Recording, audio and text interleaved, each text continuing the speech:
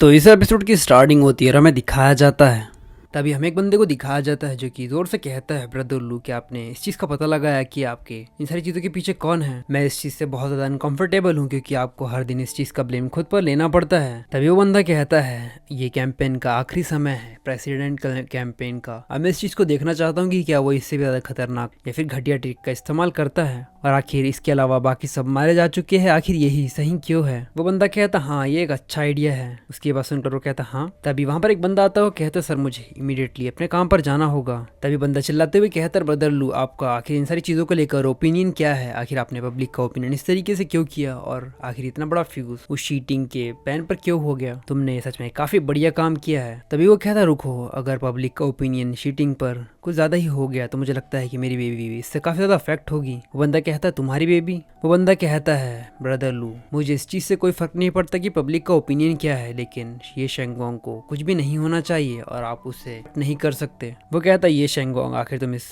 औरत पे इतना ध्यान कब से देने लगे? वो बंदा कहता, वो मेरी ग्रैंडपा की इकलौती होप है इस दुनिया में, और अगर वो नहीं होती तो आज मैं यहाँ पर नहीं होता, और अगर उससे कोई भी हर्ट करता है तो वो मेरा भी दुश्मन होगा, हानचन भाई। इस बंदे को दिखाया जाता है और हमें वहाँ पर हानचन भाई को भी दिखाया जाता है। वो बंदा कहता है, क्या तुम एक शादीशुदा औरत से प्यार करते हो? क्या तुम्हें ये भी पता है कि सामने की जो पार्टी है, जो तुम्हारे अपोनेंट में है, वो जुनजिन है? क्या तुम्हें लगता है कि तुम उसका कुछ उखाड़ भी पाओगे? हानचन भाई कहता है, नहीं नहीं नहीं नहीं, मेरा प्यार जो है उसके बीच में इन दोनों का कोई मतलब नहीं है। मैं औरत और आदमी में इन सारी चीजों को नहीं देखता, मैं तो बस अपने प्यार को पूछता हूँ। वो मेरे लिए प्यार से बहुत ज्यादा आगे है। जैसे ही वो ये बात कहता है, उसका फोन रिंग करता है, फोन को उठाता है और वहां से बात करते निकल जाता है। तभी वो चिल्लाते हुए कहता है, वो बूढ़ा आदमी, उसने मुझे घर बुलाया है। और वो कहता है, ब्रदर लू, मुझे पहले इन सारी चीजों को बताने दो कि तुम मेरी बीलव शेंगवांग को चोट नहीं पहुंचा सकते।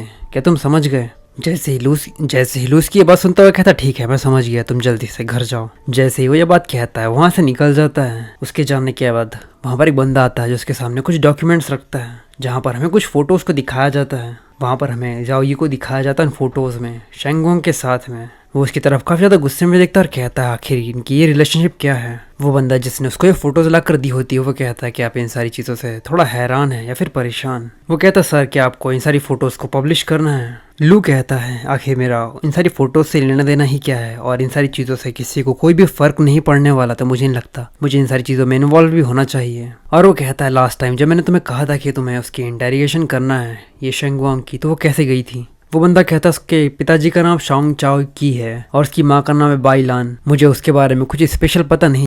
तो ये एपिसोड यहीं तक। अगर आपको एपिसोड पसंद आया तो लाइक और कमेंट करके ज़रूर बताना, और अगर आप चाहते हो कि आप इस प्रकार की और भी सीरीज़ देखो तो आपको सारी सीरीज डिस्क्रिप्शन में मिल जाएंगी, आप वहाँ पर जाकर चेकआउट कर सकते हो।